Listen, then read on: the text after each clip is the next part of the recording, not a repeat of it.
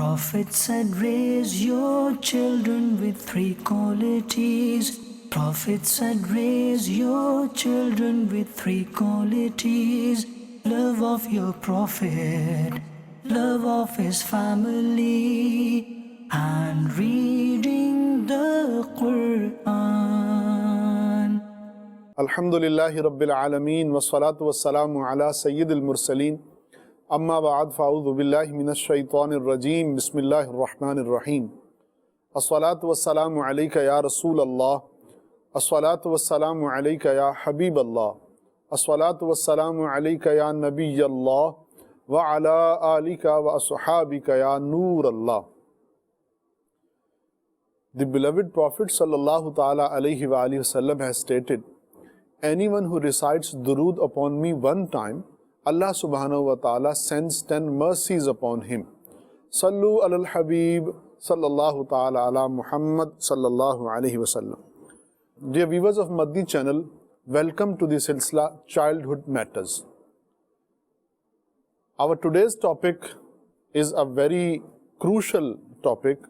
It is very important, especially for those people who are parents. Our children are gifts, but if we are unable to give good tarbiyah to these children, the same children who were treasure for us can become a source of never-ending punishment and affliction. Why? Because these children, when they come in our hands, they don't know anything. It is we who mold them towards a certain direction. It means that being a parent is something very important, and if we happen to be parents, then we need to be very careful in giving tarbiyah to our children. Our today's topic is going to be parenting skills, and we are going to discuss different dimensions of this topic. As you know, we have Dr. Zirk Saab with us. He is a psychiatrist by profession. Now, moving to the first question, Dr. Saab, one of the things which most of the parents, I assume, don't know, that what are the learning modes of children. So here I want to ask you, what is the main learning mode of children? First of all, this topic, parenting skills, it's a very vast topic. Obviously, we've only got about half an hour or so. So we'll have to be very selective, and we're only going to discuss very few dimensions about parenting skills. But these are very crucial dimensions about parenting skills, because you're not born with parenting skills. It is something you need to acquire. And when you become parents, then there will be certain guidance from the older generation, but most of these skills you need to acquire yourself. So you actually go on a journey on learning these skills. Many times, or most of the times in this day and age, you've heard parents saying, our children don't listen to us. So when they make that statement that our children don't listen to us, it means that they are giving verbal commands to their children, and they are obviously not listening to these verbal commands, and they are not following these verbal commands from the parents. Now, it is not surprising that children actually don't obey the verbal commands. There is, when it comes to learning of the children, there are different modes, there are different styles, there are different theories on how children learn. Now, one of the dominant theories of childhood learning from psychological point of view, or in psychological terms, it is called modeling. Now, modeling, what it means is that you do something, I watch it with my own eyes, and then I try to copy that behavior, I try to copy the actions that you performed without having much understanding what exactly that action is. And when children are young or very young, this is the dominant mode of learning, that they will simply try to copy the behavior of the parents or other adults or other older siblings around them. So what we realize from this is that if parents want their children to do what they are telling them to do, So tell less, but do that action yourself. Very and good. Then the child will actually copy it. And basically, this is not something new. It is not something that is a magic bullet. And basically, we all know about it, but we pay very little attention to it. Let me give you example. For example, we tell our children, go and pray your salah. But the children don't see me praying salah. Or for example, the child says that I need to play with the phone. And the father or the mother will say, no, you cannot. But the same child observes that their parents are using the phone. The child does not know that this is something good or bad. They just simply want to do what their parent is trying to do.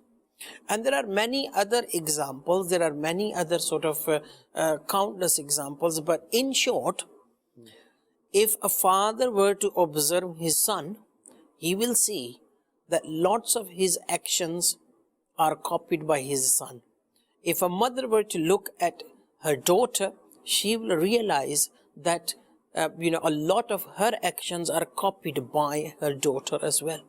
So if we want children to do what we want them to do, then we have to actually display this behavior in front of them rather than tell them what to do. Dr. Saab, you have given a very wonderful point that children, they learn more from observation than from listening. So it means that if parents, they want their children to be punctual in their salahs, so parents first, they must be punctual in their salahs. And in the same way, if you are parents and you want your children to be very attentive to you and to be very obedient to you, so if you have your parents, you have to show the same behavior to your parents. For example, if a mother wants that her daughter must kiss her hands, so that mother must kiss the hands of her mother. If a father wants that his child stands up whenever he comes at home, so he need to do the same thing with his father. And inshallah, in this way, your child will learn what you want him to learn. So, Dr. Saab, now there is another question. In our society, when children, they do something good, so different parents, they have different ways of appreciation and encouragement. So my question is, from your point of view, what is the best way of encouraging the children whenever they do something good? Now, this is also very important, and reward plays a huge role in children's behavior. From psychological point of view, there is a term called reinforcement. So there are different types of it, what we call as positive reinforcement, negative reinforcement.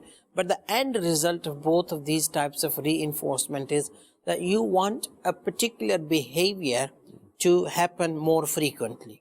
So whenever a child does something good, then if you reward that particular behavior each time and every time, then the child will adopt that behavior and it will become his second nature over a short period of time. Because we are all reward orientated, and especially children are reward orientated. When we say reward, what do we actually mean by the reward? Now, the reward can be verbal praise.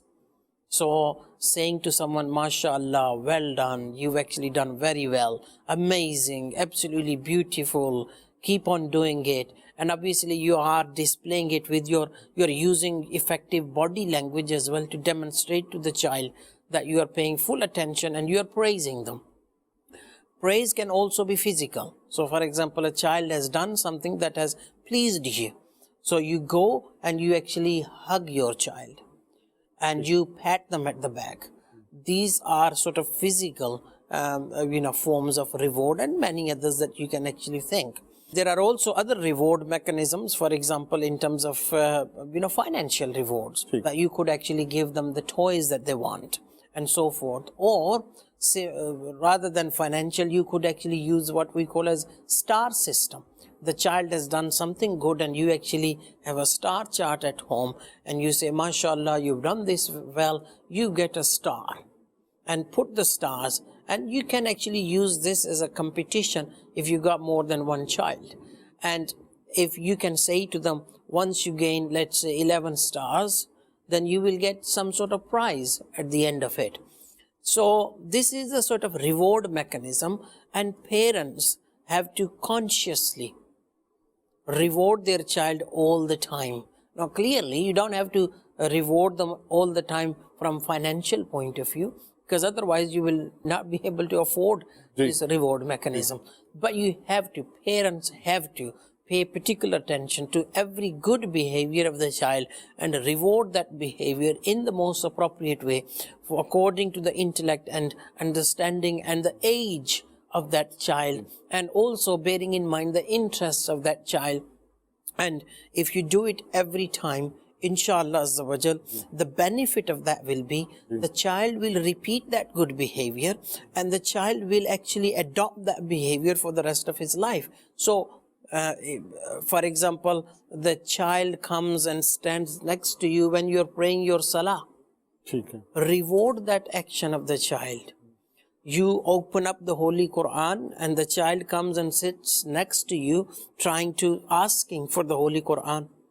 You actually reward that behavior. You make them realize that this is something they are doing good and so forth. And many other good behaviors. For example, you are going to eat, you are sitting on the dastarkhan, you finish your plate and the child finishes their plate as well and cleans it and does not waste the food. That's a very good behavior, and you have to actually reward that behavior. You want the child to sit in sort of according to the Sunnah way. You demonstrate the Sunnah way, and when the child copies that, whether it is perfect or not, you reward that behavior in some way or another. So those parents who take the time to reward the good behavior of their children, these children actually end up with good qualities. And after a while, it doesn't mean that, obviously, once the behavior is established and they become punctual on that behavior, now you can move on to next good behavior and start rewarding that. So until it becomes a habit, you keep on rewarding. Once that behavior becomes a habit, now you move on to the next behavior and keep rewarding that until that becomes a habit.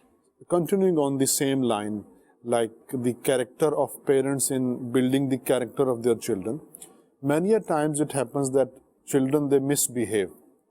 Now, the parents, they want to do something which makes sure that they are not going to repeat the same misbehavior or same mischief or same mistake.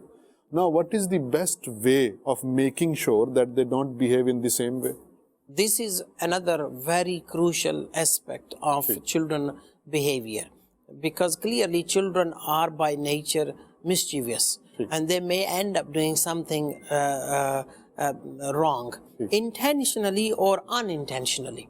Now obviously as parents we have to judge and we have to see if the child admits that I made a mistake and this was wrong and realizes it, then you don't need to do anything. However, if the child doesn't actually understand that what they've done is wrong, then you can first of all tell them that what they've done is wrong. And now what you need to do is you need to use what we call as a negative reinforcement, or in other words, use some form of sanctions.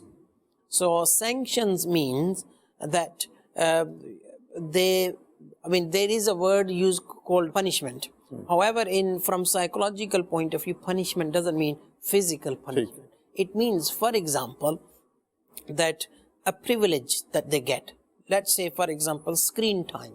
Now, if they get half an hour of screen time, now if they misbehave and the behavior is inappropriate, you've told them and they're not showing remorse on it, they're not accepting that this is wrong. So now what you say is that because of this particular bad action that you've done, now today you will not get your screen time. And you make sure then no one else ends up giving them the screen time, because everyone has to send the same message.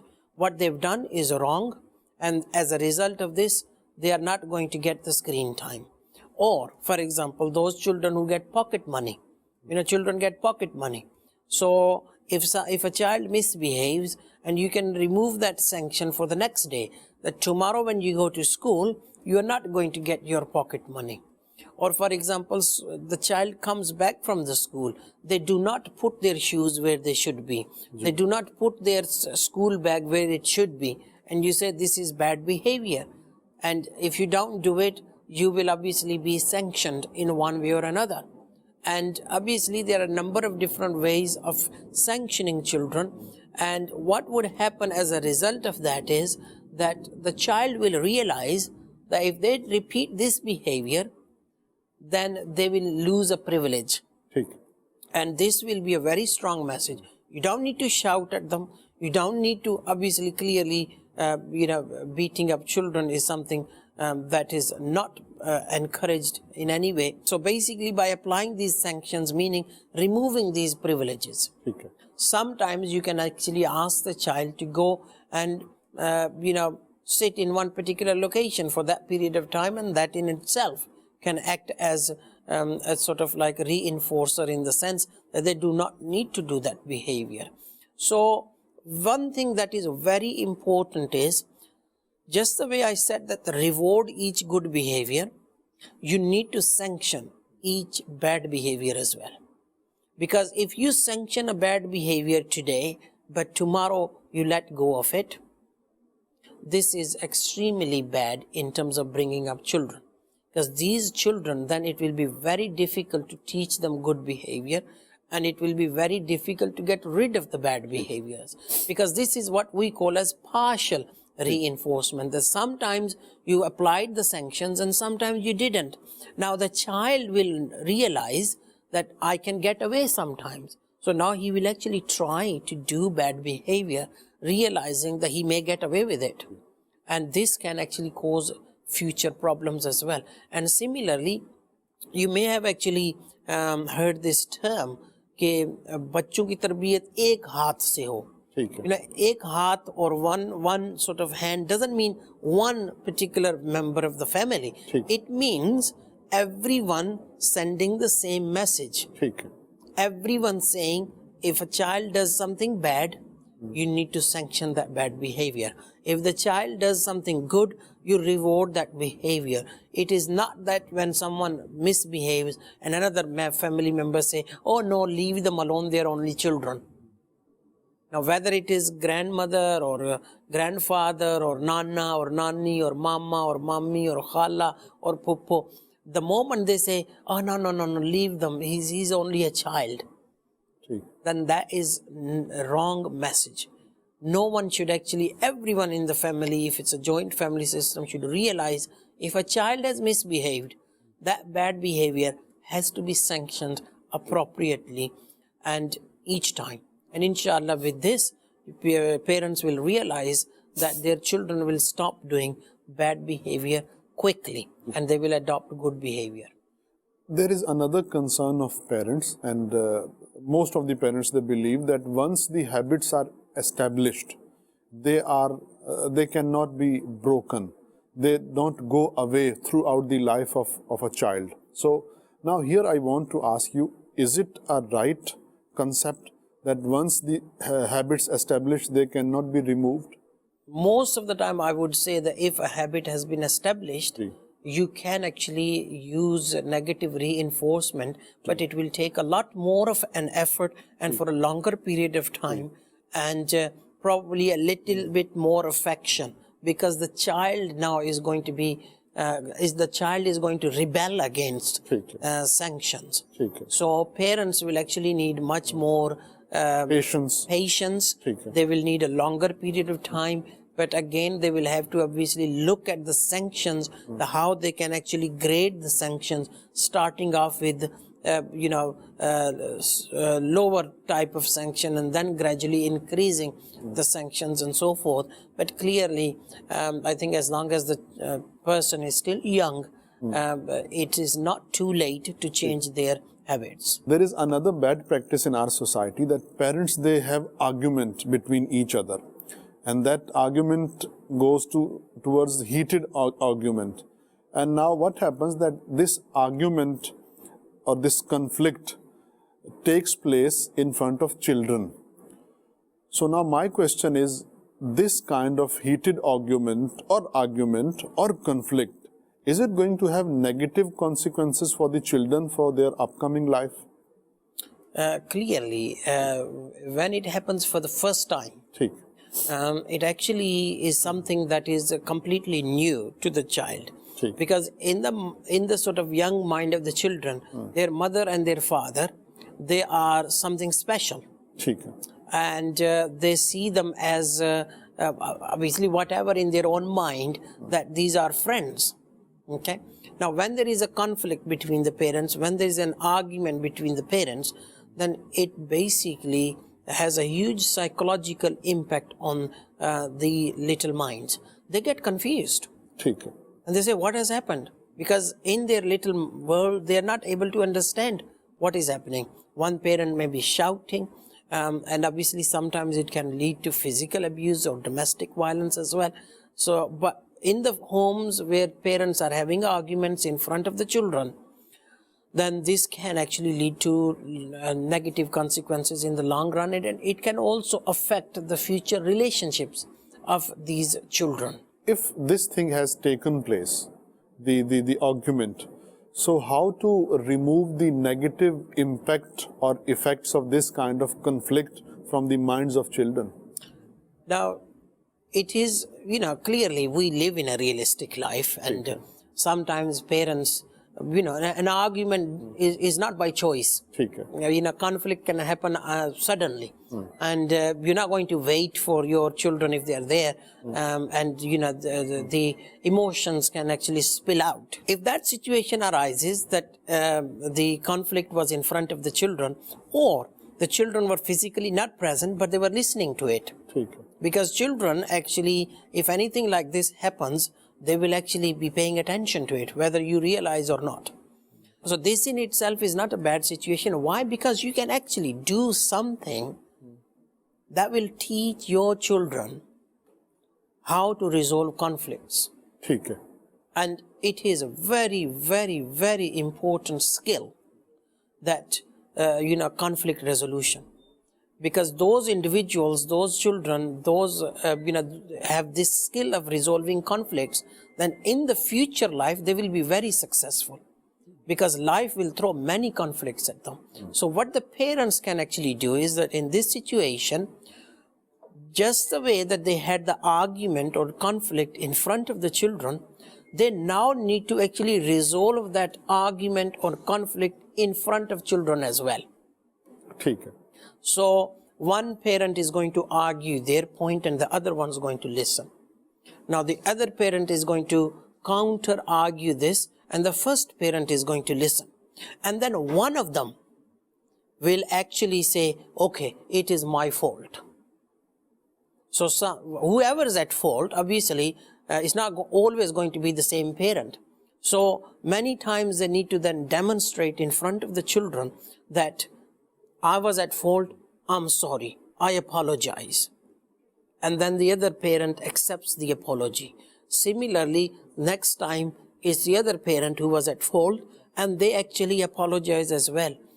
And I think those parents who can do this or demonstrate this in front of their children, these children will then actually take it very positively, and they will remember this. And in the future, if they themselves come across a conflict with their brother or sister or with their friend or colleague, then they will actually take this opportunity and, whatever they've learned from the past, they will try to resolve the conflict. And you may have noticed, and the viewers of Madani Channel may have noticed, that sometimes when there is a group of children and 2 or 3 of them end up fighting with each other, there is always 1 or 2 who will come and intervene, and they will actually separate them, and they will use their skills to actually diffuse the argument and make them friends again. Why are these children doing this? I'm sure that these children have actually seen this conflict resolution happening in their own homes, which was demonstrated by their parents. Parents may not be fully aware of it. However, we need to pay attention to this. We need to bring this from subconscious to a conscious level and, practice these things in front of our children. And inshallah, this will actually then give the children a big advantage. And it will actually prepare them for hard life that is coming next. And many times what happens is that if you don't have conflict resolution skills, then these little problems, they will go on and on and on for years to come. Allah. And something that could have been resolved within minutes or days then becomes an issue for years to come. There is another observation. Those parents, for example, if they are criminals, so they don't want their children to become criminals. If parents, they have been suffering in their childhood, so they don't want to see the children in this same problem or issue. So is it true that the parents, they always want to make the life of their children better than their own? Now, clearly, I think, every parent will agree on this. That, for example, those difficult experiences or unpleasant life experiences that I have gone through, the hardships that I have gone through, I don't want my children to go through the same. Now, this is a point for all the children who may be watching, that the parents will always try to make sure that their children have a better life than themselves. And basically, in many ways, parents are very protective of their children, and they want them to do well. They want them to be successful. And all in all, I think, this statement is true, that the parents will always try that their children have a better life than what they have had themselves. There is another question, meaning parents, they have a sort of role in making the life of children better. But sometimes they take some decisions which children, they don't like when they grow up. Now what happens that these grown-up children, they talk back. They start, criticizing the parents, and they end up breaking the hearts of their parents. So now this question has two dimensions. What should be the behavior of children in this situation? Because what has gone. Now they can't change it. And what should be the behavior of parents as well? Because when they are being criticized, so they take it to their heart, and now they start thinking that we are failures. We were unable to give a right tarbiyah to our children, and we are unable to do good things for them. Now that's also another very important point, and this comes to parenting skills in how to deal with this criticism, especially for parents. But before we come to the parents, we will just have a brief touch on the children. Now, the most easy thing for me is to blame someone. Something that has gone wrong. That's the easiest thing. And those individuals who end up into this habit of blaming someone, they will actually end up with more failures. Allah. Because the blame game doesn't give you the solution. With blaming someone, you remain stuck in that mindset. And you're always trying to think of someone else to be blamed for something that you yourself may have done wrong. So my request to the children to begin with is that try not to blame your parents for something that you think was their decision and hasn't worked out. Think about what you may have also done, which has actually led to this situation of perceived failure. Now, as we obviously just discussed, that the parents always have best interests of their children at heart. Now, times keep changing. It is possible that when the parents did take that particular decision, whatever decision it may be that you are trying to criticize, it was the right decision at that time. And whatever information they had available, whatever experience they had available, they combined the information with their own experience and they made a decision. They may have contemplated on decision A and decision B, but they chose the decision B. They had to choose one of them. And unfortunately, it happens that decision B didn't work out. Now, you cannot actually blame your parents for this, because they still had the best interests of their children at heart. Now, similarly, I myself will actually make my own decisions once I'm grown up. And how many times I have made decisions which have actually ended up wrong decisions. The time has told that they were wrong. Do I actually end up blaming myself? No, I actually then try to learn from my mistakes. So similarly, children need to think that my parents, they made the decision. I appreciate them for making the decision. You can discuss with them. There's no harm in discussing with parents that dad or mom, you made that decision. Can you share with me that, what were the reasons for these decisions? And the parents will actually explain these decisions to the children. And you will actually learn the reasoning behind this. And this will actually increase the love and the affection. Whereas on the other hand, if you end up criticizing, then you are devoid. You basically have neglected all that experience and the information that your parents actually used to make those decisions. So for children, this is very important that they do not just end up criticizing all the time.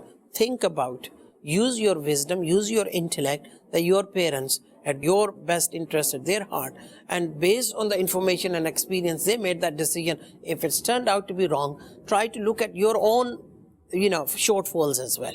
Now secondly, for parents, if the children actually criticize, this is probably what, if I were to say, breaks the heart of parents. It shatters to pieces the heart of parents. It is the most difficult thing for a parent when the child says or confronts the parents and say, what you did was wrong.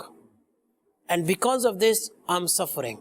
You could not bring me up properly. You were not there at that time to look after me. You were not there at that time when I needed you. Or for example, you shouldn't have actually made that decision of me to marry there, and so on and so forth. And sometimes these could be major decisions about their children's lives. And this can be devastating for parents. And if children keep on doing this, then the parents can actually, at the end of the day, they are human beings as well. Parents will think about it. No matter, how harsh their children are, they will still think, is it something that I did wrong? And if the parents in their 40s and 50s, because when you actually reach 40 plus, and when you enter into 40 plus years of your life, you actually start analyzing your own previous experiences, your previous decisions, as it is natural. Now if the children are there and telling their parents, you did this wrong, you did this wrong, you are a failure, then this exacerbates this situation, and the parents can actually end up in a state of depression, end up in a very stressful situation, and they may feel, like you said, that we were a failure as a parent. Now, this is going to end up like a big shock to them, and accepting this, that I'm a failure when they were not a failure. Bringing up children is not easy. When these children will have their own children, they will realize that how difficult it is to bring up children. So, in fact, it is not a failure, but it is a perceived failure. And when you get into that frame of mind, then a lot of negative thoughts come into your mind, and someone who is very well, they may end up suffering with depression, anxiety, they may suffer all sorts of mental health problems. Consequently, it may affect their work, it may affect their relationship between the mother and the father, because they may end up blaming each other then. Why, this wasn't my decision, this was your mother's decision, or mother may say, this wasn't my decision, it was your father's decision. And then the whole family shatters to pieces. The family dynamics are affected, and then it actually causes conflict, and you will not be able to resolve this conflict, and the whole home, which should actually be quite peaceful, it actually now destroys. This is where then these children will eventually end up leaving their parents, and the parents will be left wondering, what did we do wrong? And the children at the same time will be thinking, my parents didn't do anything right for me, and they all tread their both different paths. And my request to the parents is obviously, try to think, you did the best upbringing for your children. for the sake of Allah Azza wa Jal, for the pleasure of Allah Azza wa Jal. Now clearly, if your children have ended up making these comments, then you need to actually have the patience and make dua for your children. May Allah Azza wa Jal obviously guide them on the right path. And sometimes it basically does help if you sit down and try to have a discussion. If they are criticizing a decision, try to explain to them that, what were your reasons and what was going on in your mind, what different options you had available to you, and why did you particularly select this and that and that. And hopefully this will actually help. And inshallah Azza wa Jal, with the blessing of this, their home will become a sweet home. Then there is another aspect of this criticism. When children, they are criticizing, they are breaking the heart of their parents. They are in many cases insulting them and humiliating them. Muslim parents, whatever they did in order to make the life of their children better. But by the taqdeer, it turned out to be wrong. So does it mean that now children, they should start breaking the hearts and insulting them? Insulting a Muslim is a major sin. And now you can understand how much grave this sin will become if the person you are insulting is one of your parents. Allahu Akbar. May Allah subhanahu wa ta'ala enable us to be very careful in these kind of situations where we can end up committing a major sin. Inshallah, we'll come back again with another burning issue. Keep watching Madani Channel. May Allah subhanahu wa ta'ala give us tawfiq to become practicing Muslim. Ameen bijahin nabil ameen. Sallu ala al-habib sallallahu ta'ala ala Muhammad sallallahu alayhi wa sallam. Prophet said, raise your children with three qualities. Prophet said, raise your children with three qualities. Love of your Prophet, love of his family, and reading the Quran.